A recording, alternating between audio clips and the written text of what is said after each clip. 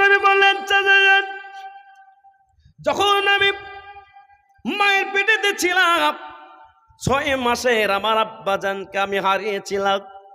আমি যখন 6 বছরের, সেই সময় আমার আম্মা জান আমিনাকে হারিয়েছিলাম।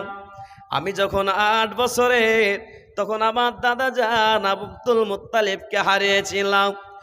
আমার দাদা জান আপনার আব্বা জানকে আপনি কথা দিয়েছিলেন যে আমি আবু তালেব যতদিন বেঁচে থাকব, ও আব্বা জান, এই মোহাম্মদের উপরে কোনো রকম কোনো আঘাত আসতে দেব না, কোনোদিন কাউকে কষ্ট দিতে দেব না।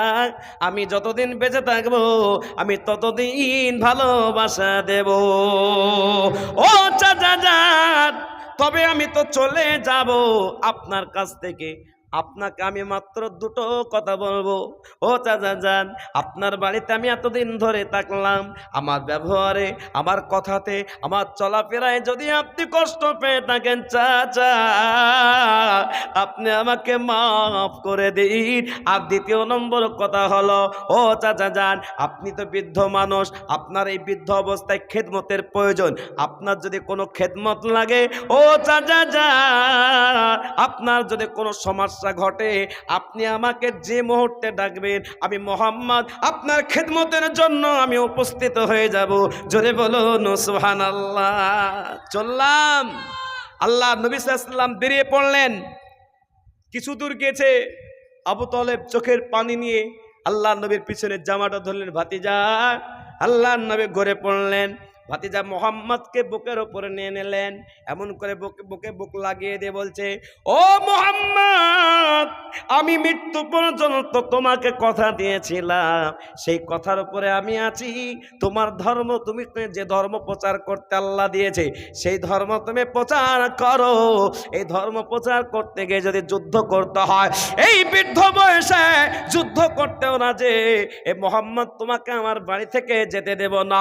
একবার জোরে সরে বলুন না সুবহানাল্লাহ, নারে তাকবীর।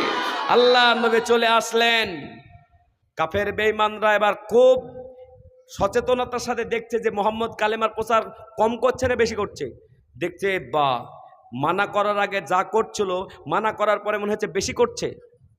কথাটা বুঝেন না বাবা? এরপরে আবু জেহেল বলছে, এবার মোহাম্মদ যে সত্য নবী নিজেকে দাবি করছে, আমি ওকে প্রশ্ন করব, ওর কাছে যাব, গিয়ে সত্য নবী না ও মিথ্যা নবী না, আমরা পাগল বলছি, মাজনুন বলছি, সব কিছু বলছি, কাহিন বলছি, ওকে পরীক্ষা করব। এক মুষ্টি পাথর নিয়ে আল্লাহর নবীর কাছে হাজির। মোহাম্মদ, তুমি নাকি সত্য নবী? তোমার কি অবিশ্বাস? আল্লাহর নবী, তোমার কি অবিশ্বাস? বলে আজকে বিশ্বাস করব, তোমাকে নবী বলে মেনে নেব।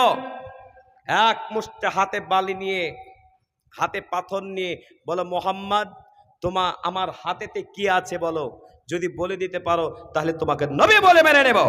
তাই নাকি? হ্যাঁ, ঠিক আছে। আল্লাহর কাছে মনে মনে দোয়া করলেন। আল্লাহ সুবহানাহু ওয়া তাআলা বললেন, নবী, তোমার শাহাদত আঙ্গুলটার নাম কি? জোরে বলুন। শাহাদত আঙ্গুলটা নাও, আর শাহাদত আঙ্গুলটা নিয়ে তার মুঠি বেঁধে আছে, মুঠির দিকে ইশারা করো। আল্লাহু আকবার। আবু জেহেলের মুষ্টিটা খুলে গেল। আর আবু জেহেলের মুষ্টিটা শুধু খুলে নাই, পাথরটা জমিনে পড়ছে আর কালেমা পড়ছে। জোরে বলবেন না সুবহানাল্লাহ। আবু জেহেল বলছে, মোহাম্মদের জাদু এই পাথরেও চলে। কিসে চলে বাবা? জোরে বলুন। পাথরে চলে। আবার তিনি বাম হাতে নিয়েছিলেন, বুঝে খেজুরের বীজ আছে, পুরা খেজুরের বীজ নিয়ে আসা হলো। বলো, মোহাম্মদ, তুমি যদি সত্য নবী হও, বীজটা রোপণ করে তুমি গাছ বের করতে যদি পারো। আল্লাহর নবী বলে, আমি পারবো না। আল্লাহ চাইলে পারবে, আল্লাহ চাইলে গাছ বের হবে। বিসমিল্লাহ বলে নবীজি গাছ লাগিয়ে দিলেন।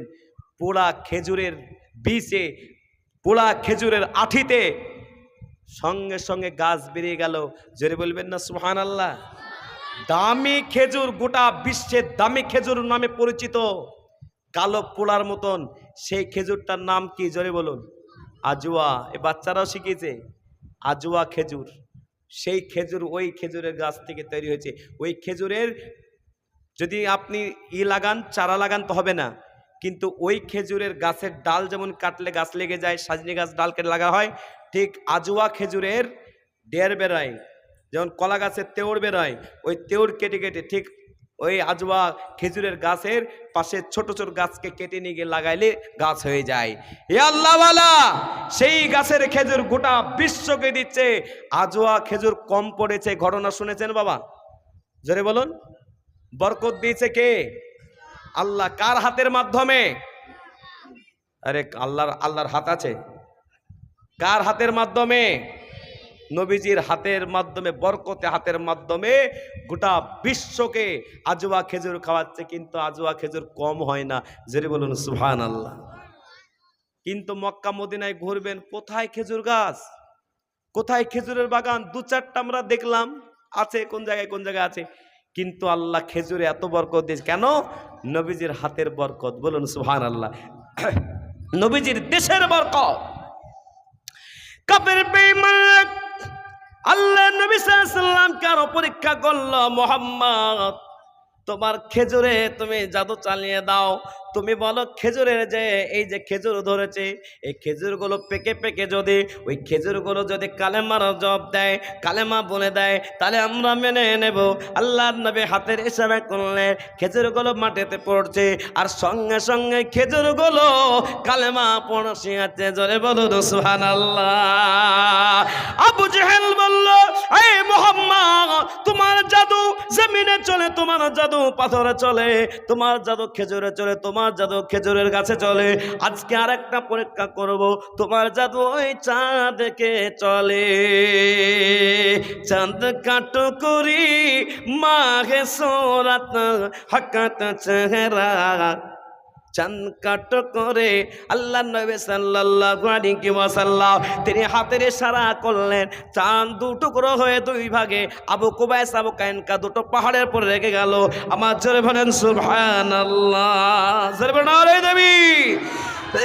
এত কিছু দেওয়ার পরে আল্লাহ নবীকে বড় জাদুকর বলল, এ মুহাম্মদ তোমার জাদু শুধু জমিনে চলে না, পাহাড়ে চলে না, তোমার জাদু চাঁদে শুধু চাঁদে চলে, তোমার জাদু খেজুরে চলে না, তোমার জাদু চাঁদও চলে। এ মুহাম্মদ তুমি জাদু কর। আল্লাহ নবী এত কিছু দেখার পর যখন মানল না, আল্লাহ নবী বললেন, মক্কার লোকেরা তোমাকে আবুল হাকাম বলে ডাকে, আজ থেকে আমি মুহাম্মদ তোমার নাম দিলাম আবু জেহেল, অর্থাৎ মূর্খের পিতা। যাদের জ্ঞান থেকে জ্ঞান নেই তাদেরকে বলা হয় মূর্খের পিতা, আর যাদের জ্ঞানের কাজ করে তাদেরকে বলা হয় আবুল হাকাম, অর্থাৎ জ্ঞানের পিতা। একবার জোরে বলুন সুবহানাল্লাহ। আবু জেহেল মানে কি? জোরে বলুন মূর্খের পিতা।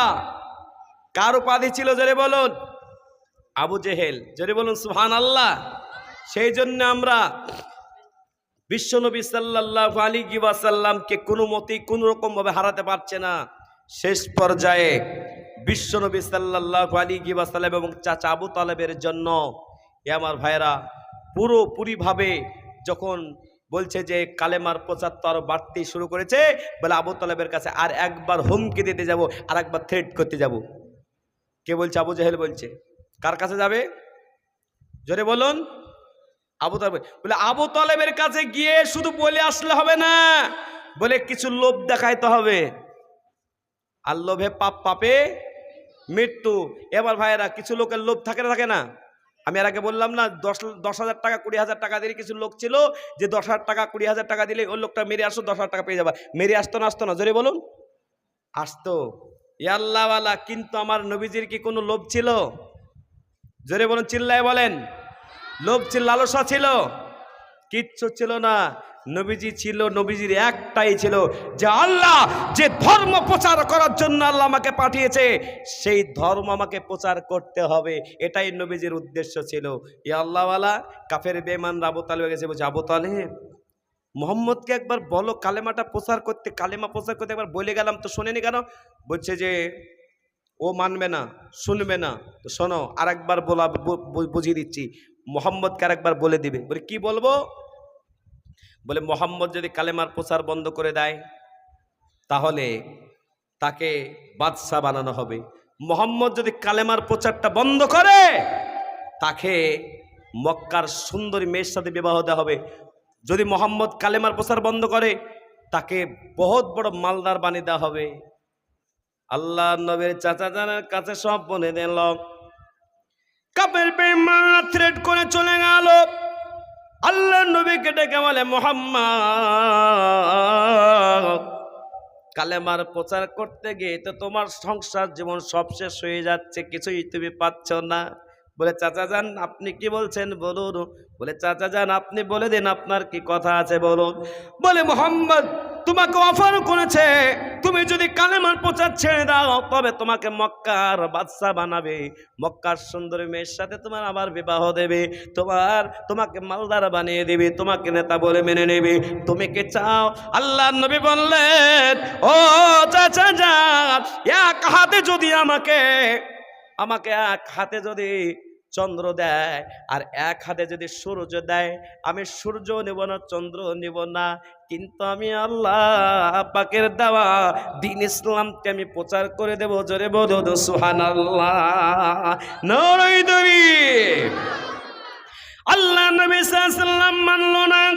কাফের বেঈমানরা তারা শেষ সিদ্ধান্ত আসলো, বলে মুহাম্মদকে কমজোর করতে হবে, তার বংশধরকে কমজোর করতে হবে।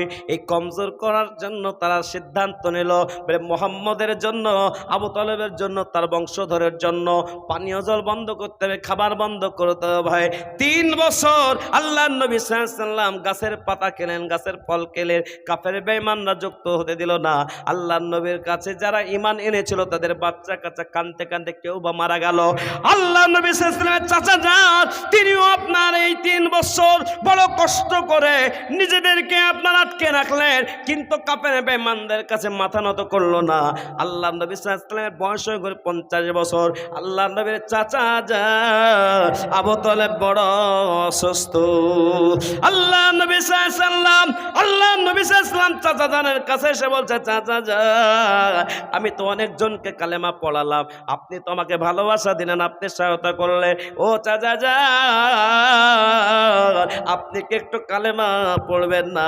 আপনার ভাতিজা মুহাম্মদ, আপনার ভাতিজা নবী হওয়ার পরও আপনাকে বাঁচাতে পারবে না, আপনি যদি কালেমাটা পড়ে যান আল্লাহর কাছে আমি সুপারিশ করার মতন সুযোগ থাকবে, আর আপনি যদি কালেমা না পড়ে আপনাকে বাঁচাতে পারবো না। কাফের বেঈমানরা দেখতে আসলো, আবু তালেবকে বলল, আবু তালেব আমরা জানি এখন পর্যন্ত কালিম গ্রহণ করেনি, তুমি তোমার ধর্মের উপরে আছো। কান ফুসকে দিয়ে চলে গেল। ওই আবু তালেব কে বলল, আবু তালেব তোমার নামটা ডুবাবে না, এই মন্ত্র দিয়ে চলে গেল। শয়তানের ওয়াসওয়াসা পেয়ে গেল।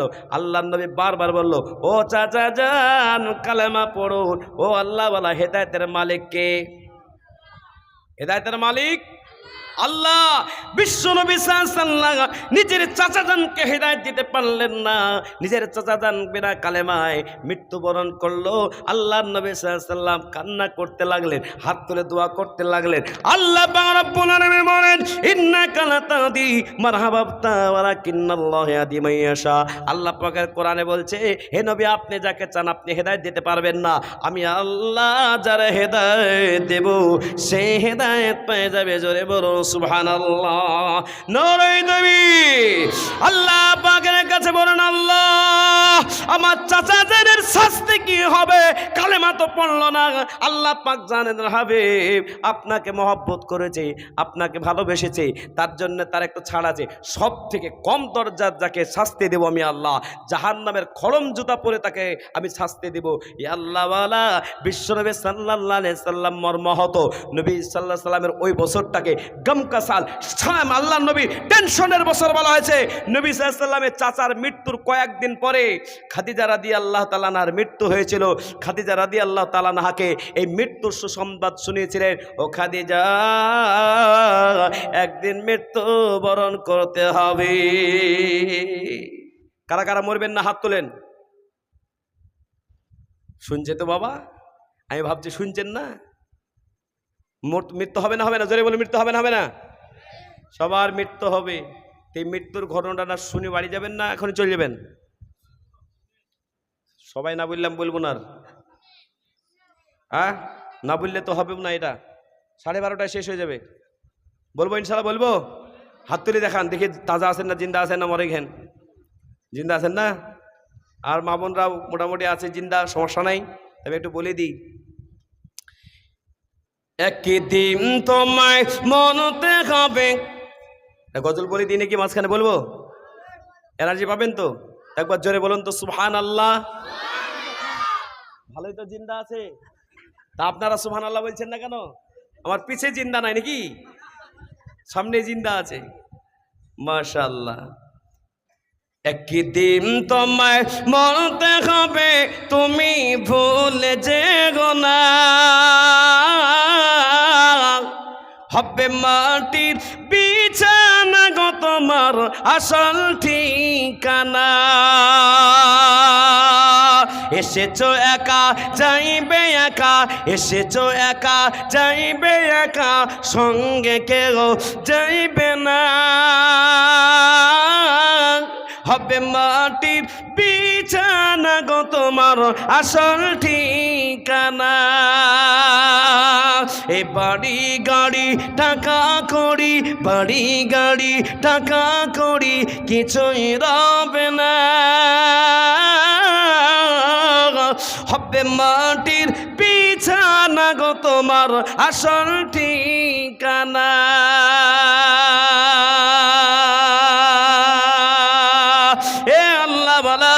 আম্মা একদিন তাকাবো না, একদিন এই পৃথিবীর জমিন থেকে আপনাকে আমাকে চলে যেতে হবে। আল্লাহর নবী নিজের স্ত্রী খাদিজা রাদিয়াল্লাহু তাআলা আনহাকে বলেছিলেন, ও খাদিজা, কবরটা বড় অন্ধকারের জায়গা, কবরটা বড় কষ্টের জায়গা, কবরটা নিরালা নিস্তব্ধ জায়গা। ও খাদিজা, কবরটাকে স্মরণ করবে। আল্লাহর নবী যেদিন থেকে কবরের ভয় দেখিয়েছিলেন, আল্লাহর নবীর স্ত্রী খাদিজা রাদিয়াল্লাহু তাআলা আনহা তিনি মাঝে মাঝে বেহুশ হয়ে যেতেন। আল্লাহর নবী সাল্লাল্লাহু আলাইহি ওয়াসাল্লামের বেটি ফাতেমা রাদিয়াল্লাহু তাআলা আনহা একসাথে নামাজ আদায় করার পরে আল্লাহর নবী সাল্লাল্লাহু আলাইহি ওয়াসাল্লামের স্ত্রী এইভাবে আল্লাহর কাছে দোয়া করতে করতে, আল্লাহ কেমন, আল্লাহ বেশি দিন তো বাঁচবো না, কবরের জায়গাটাই কেমন করে থাকবো। এ আল্লাহ ওয়ালা, এই যে আপনাদের কুশলাপুর কবরস্থান আছে, আপনাদের বিভিন্ন কবরস্থান আছে, রাতের বেলায় যাবেন, দিনের বেলায় যাবেন, কত ভয়ঙ্কর জায়গা, কত কোটিপতি ঘুমিয়ে গেছে, কত লাখপতি ঘুমিয়ে গেছে, কত জ্ঞানী গুণী ঘুমিয়ে গেছে, কত হাজী সাহেব ঘুমিয়ে গেল, কত মাওলানা ঘুমিয়ে গেল। এ আল্লাহ ওয়ালা, সবাইকে ওই জায়গায় ঘুমিয়ে যেতে হবে। ওই কবরটা অনেকের জন্য জান্নাতের ঘর হয়ে যায়, আবার অনেকের জন্য জাহান্নামের ঘর হয়। আল্লাহ পাকের নবী বলেন, আল্লাহ পাক কোরআন কারীমের মধ্যে বলে 30 নম্বর পারা সূরাটার নাম সূরা জিলজাল। আল্লাহ পাক রব্বুল আলামিন বলেন, ফামাইয়ামাল মিসকালা যাররাতিন খায়রান ইয়ারা ওয়া মাইয়ামাল মিসকালা যাররাতিন শাররান ইয়ারা। যারা পরিমাণ যারা ভালো কাজ করবে আল্লাহ তাদের বদলা দিয়ে দিবে, যারা পরিমাণ যারা খারাপ কাজ করবে তাদেরকে বদলা আল্লাহ পাক দিয়ে দিবে। এ মুসলমান, এই জন্য আল্লাহর নবীর স্ত্রী খাদিজা রাদিয়াল্লাহু তাআলা আনহা কবরকে স্মরণ করে তিনি বেহুশ হয়ে পড়ে গেছে। আল্লাহর নবীর বেটি ফাতেমা আম্মা জান মনে রাখতে লাগলো। আল্লাহর নবীর স্ত্রী খাদিজা রাদিয়াল্লাহু তাআলা আনহা তিনি কোনো উত্তর দিতে পারলেন না। আল্লাহর নবীর বেটি আম্মা জান বলে ঠোঁটে চুমো দিয়ে দিলেন, কপালে চুমো দিলেন, গালে চুমো দিলেন। আম্মা জান হাত ধরে টানাটানি করতে লাগলেন, জাগ্রত হয় না। ছোট্ট বেটি 11 বছর বয়স আল্লাহর নবী সাল্লাল্লাহু আলাইহি ওয়াসাল্লামের কাছে দৌড়ে গেলেন, কাবা শরীফের সামনে আল্লাহর নবীকে ডেকে উঠালেন, ও আব্বা জান, আমার আম্মা জান কথা বলে না। আল্লাহর নবী বুকে নিয়ে এলেন। আল্লাহর নবী বললেন, ফাতেমা, আমি সব সহ্য করতে পারি, কিন্তু তোমার আমি কান্না সহ্য করতে পারি না। এ ফাতেমা, তুমি কেঁদো না, তোমার আম্মার সাথে আমি কথা বলিয়ে দিব। বিশ্বনবী সাল্লাল্লাহু আলাইহি ওয়াসাল্লাম তিনি চলে গেলেন। আল্লাহ নবী সাল্লাল্লাহু আলাইহি ওয়াসাল্লাম দরজার কাছে সালামটা দিয়ে দিলেন। আল্লাহ নবী সাল্লাল্লাহু আলাইহি ওয়াসাল্লাম অন্যদিন সালাম দেয়, দরজাটা তাড়াতাড়ি খুলে দেয়। আল্লাহ নবীর আগে খাদিজা ঘুমায় না। আল্লাহ নবী একবার দুবার তিনবার সালাম দিয়ে দিলেন। আল্লাহ নবী ভিতরে প্রবেশ করলেন। আল্লাহ নবী দেখতে পেলেন খাদিজা ঘুমিয়ে পড়েছে। আল্লাহ নবী মাথাটা, আল্লাহ নবীর উরুটাকে আল্লাহ নবী সাল্লাল্লাহু আলাইহি ওয়াসাল্লাম বসে গেলেন। আল্লাহ নবীর মাথাটা আল্লাহ নবী খাদিজার মাথাটা উপর নিয়ে নিলেন। আল্লাহ নবী ভক্তির সাথে, আনন্দের সাথে, আল্লাহ নবী মোহব্বতের সাথে ডাকতে লাগলেন, ও খাদিজা, ও খাদিজা, ও খাদিজা। খাদিজা, আল্লাহ নবী সাল্লাল্লাহু আলাইহি ওয়াসাল্লাম সাহাবাদের বলেছিল, এই সাহাবারা স্ত্রীর নাম ধরে ডাকাটা সুন্নাত। জোরে বলুন সুবহানাল্লাহ। এ আল্লাহ ওয়ালারা, আল্লাহ নবী বারবার ডাকলেন, উত্তর আসে না। আল্লাহ নবীর ডান হাতের আঙুলটা আল্লাহ নবী সাল্লাল্লাহু আলাইহি ওয়াসাল্লাম নিজের স্ত্রী খাদিজা আপনার এই চোখের পাতাগুলো নড়াতে লাগলেন। আল্লাহ নবী সাল্লাল্লাহু আলাইহি ওয়াসাল্লামের সামনে কিছুক্ষণ পরে জাগ্রত হলেন। আল্লাহ নবীর স্ত্রী বসে গেলেন। আল্লাহর নবী বললেন, ও খাদিজা, আজকে 25 বছর হয়ে গেল বিবাহ, কিন্তু কোনোদিন তোমাকে এমন করে ঘুমাতে দেখে নাই। আজকে তুমি এমন করে ঘুমিয়ে গেছো কিসের জন্য বলো? বলো ও খাদিজা বলো। আল্লাহ নবী সাল্লাল্লাহু আলাইহি ওয়াসাল্লাম সামনে বলতে লাগলেন, ইয়া রাসূলুল্লাহ, হাবিবাল্লাহ, আমার মনের ভিতরে শুধু কবরের ভয়। আমি খাদিজা মনে হয় বেশি দিন বাঁচবো না, তাই আমি মাঝে মাঝে কাজের ফাঁকে আমি বেহুশ হয়ে যাই। ও সুজাপুরের মা বোনরা, আজকে আপনাদেরকে জিজ্ঞাসা যদি করতে যায়, কবরের ভয় কে করে? কবরটাকে স্মরণ করে কখনো কি কেঁদেছে? কবরকে স্মরণ করে কখনো কি আপনি একবার চোখের পানি রোনাজানি করেছে? এ আল্লাহ বলারা, আল্লাহ নবী সাল্লাল্লাহু আলাইহি ওয়াসাল্লাম বলে, খাদিজা বলো বলো, কেঁদো না, তোমার কি চাওয়া পাওয়া আছে বলো। আল্লাহ নবীকে বললেন, 3টা জিনিস আপনার কাছে চাইবো। বলি 1 নম্বর বলো। বলি 1 নম্বরটা হলো, ওগো আল্লাহর নবী, আপনি বলেছেন যে স্ত্রী তার স্বামীর উপরে খুশি, যে স্বামী তার স্ত্রীর উপরে খুশি, আল্লাহ তার উপরে খুশি। ও আল্লাহর নবী, আপনার স্ত্রী আমি খাদিজা, আমার দ্বারাই ভুল হতে পারে, আমার কথাতে, আমার ব্যবহারে, আমার আখলাক চাল চলনের ব্যবহারে যদি আপনি কখনো কষ্ট পেয়ে থাকেন, আজকের মতো আমাকে মাফ করে দিন। জোরে বলুন সুবহানাল্লাহ। আল্লাহ নবী বললেন, ও খাদিজা, 2 নম্বরটা বলে দাও। আল্লাহ নবী সাল্লাল্লাহু আলাইহি ওয়াসাল্লামকে রোনাজারি করতে করতে চোখের পানি ফেলতে ফেলতে বলতে লাগলেন, ও আল্লাহর নবী, মৃত্যুর পরে আমার পরনের যতগুলো কাপড় আছে সেই সমস্ত কাপড় তো আপনি দিবেন না, আপনি ওই হাবশা সিরিয়া থেকে কাপড় নিয়ে এসে আপনি আমাকে দেওয়ার চেষ্টা করবেন, কিন্তু আপনার কাছে কোনোদিন কিছুই চাই নাই। ও আল্লাহর নবী, আপনার কাছে চাইবো আমার কাপড়, আমার শরীরের যে কাফনটা হবে সেই কাফনের কাপড়টা, আপনার মাথার পাগড়ি আর আপনার হয় আপনার জুব্বা মুবারকটা ছিঁড়িয়ে আপনি আমার কাফনের কাপড়ের ব্যবস্থা করবেন। আল্লাহ পাকের নবী সাল্লাল্লাহু আলাইহি ওয়াসাল্লাম বললেন, ও খাদিজা, তোমার জন্য দামি কাপড় নিয়ে এসে তোমার কাফনের কাপড়ের ব্যবস্থা করব। তুমি জানো একটাই মাত্র মাথার পাগড়ি আর একটাই মাত্র জুব্বা, আর কিছুই আমার নাই। আল্লাহ নবীর সামনে খাদিজা বললেন, নবী, আপনার একটাই মাথার পাগড়ি আর একটাই মাত্র জুব্বা আপনাকে দিতে হবে না। ইতিপূর্বে যে সমস্ত কাপড়গুলো আপনি ব্যবহার করছেন টুকরো টুকরো হয়েছে, আমি পুড়ি দিই নাই, আমি জ্বালিয়ে দিই নাই, আমি ঘর মেশানো একলা বানাই নাই, আমি ওই কাপড়গুলো পুটলা বেঁধে আমি ঘরের ভিতরে রেখেছি। আমার মৃত্যুর পরে ওই টুকরো টুকরো কাপড়গুলো খেজুর পাতা দিয়ে আপনি সেলাই করে করে আমার কাপড়ের ব্যবস্থা করে দেবেন। আমার বিশ্বাস, আমার আল্লাহ আমার কবরেতে কষ্ট দেবে না। ও আল্লাহ বলারা, এ আমার ভাইয়েরা, কবরের ভয় ছিল যার কারণে নবীকে বললেন। আল্লাহ নবী বললেন, খাদিজা, তোমাকে কথা দিচ্ছি, আমার মাথার পাগড়িটা দিয়ে তোমার কাপড়ের ব্যবস্থা করে দেব। আল্লাহ নবীর সামনে মুস্কি হাসি দিলেন। আল্লাহ নবী বললেন, খাদিজা, তুমি এত কাঁদছিলে, এখন তুমি হাসলে কেন? কি ব্যাপার বলো? ওরে আল্লাহর নবী, নিশ্চিত আপনার মাথার পাগড়িটা আমার কাপড়ের ব্যবস্থা থাকবে। আমার বিশ্বাস, আল্লাহ পাক আমার কবরে কোনো শাস্তি দেবে না। যদি বলুন সুবহানাল্লাহ।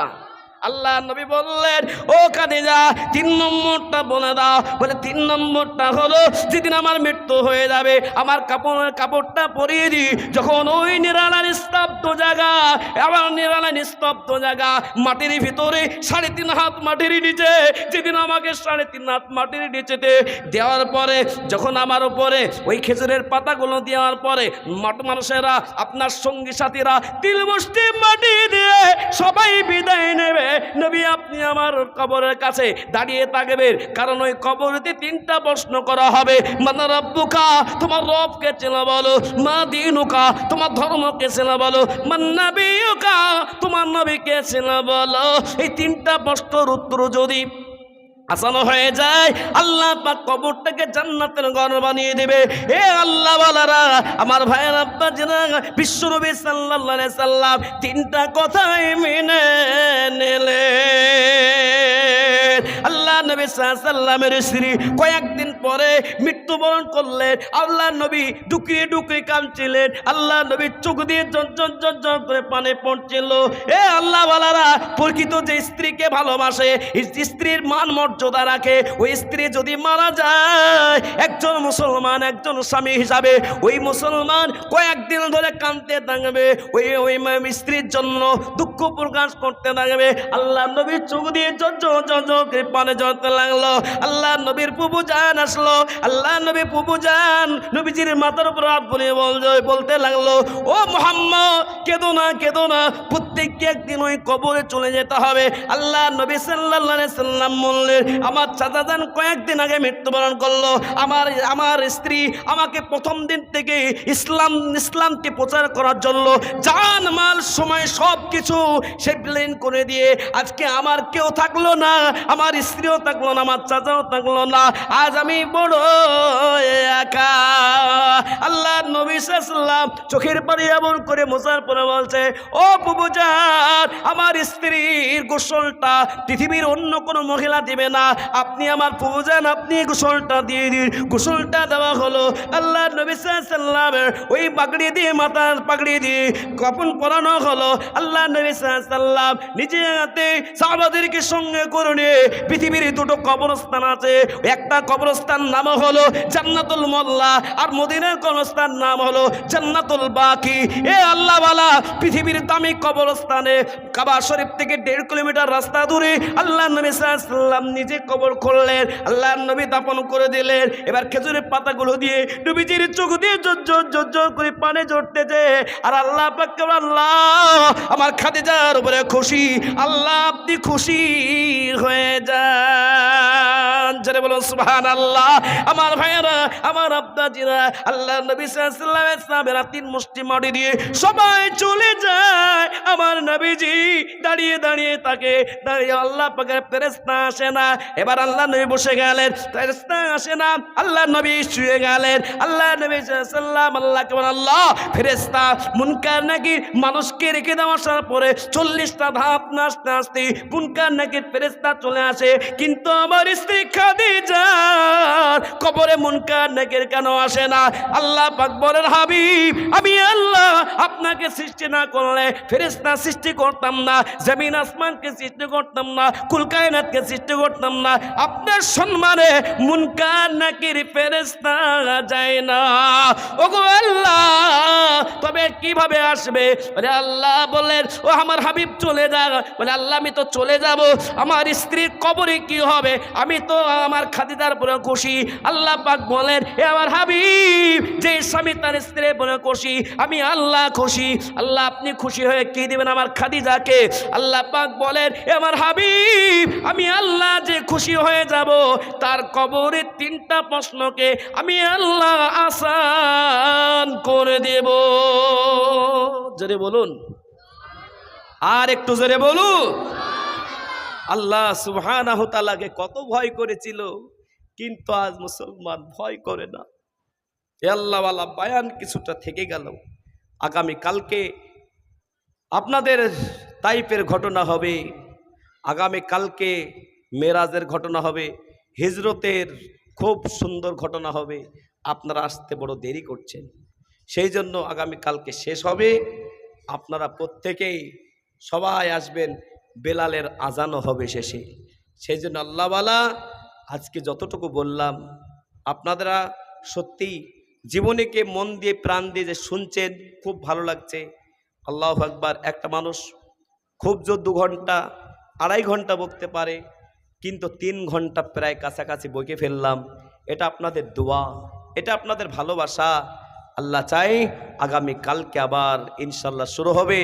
আমরা প্রত্যেকেই কবরকে স্মরণ করে, কবরকে ভয় করে আমরা নামাজের সাথে চলার চেষ্টা করব। একবার জোরে সরে বলুন ইনশাআল্লাহ। আজ মধুমম বলবো, কারা কারা শুনবেন না হাত তোলেন। এদিন শুনবেন না বাবা, বুঝতে পারেনি, ঘুম লেগে গেছে এবার, তাই না? আজ মোর মন চঞ্চল রে ভাই, ঝরে দুটি আখি, এ বুঝাইলে তো বুঝিসলে তুই কোন জঙ্গলের পাখি রে। আজ মোর মন চঞ্চল রে, কাঁচা বাঁশের খাট পলঙ্গ, শুকনো পাটের দড়ি, আত্মীয় স্বজনে মিলে নিয়ে যাবে তোরা পুন বাড়ি রে।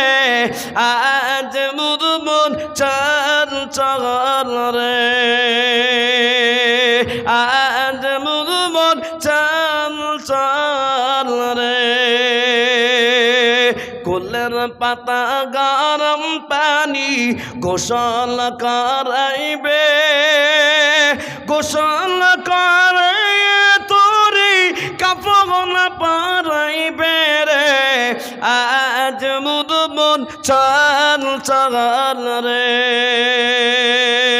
মা কাঁদিবে বেটার বেটা, মা কাঁদিবে বেটার বেটা, বকেন কাঁদিবে ভাই, প্রাণের বিবি সেও তো কাঁদবে আর তোকে গোনাই রে। আজ মোর মন চঞ্চল রে, আজ মোর মন চঞ্চল রে। আল্লাহুম্মা আমিন। ربنا ظلمنا أنفسنا وإن لم تغفر لنا وترحمنا لنكونن من الخاسرين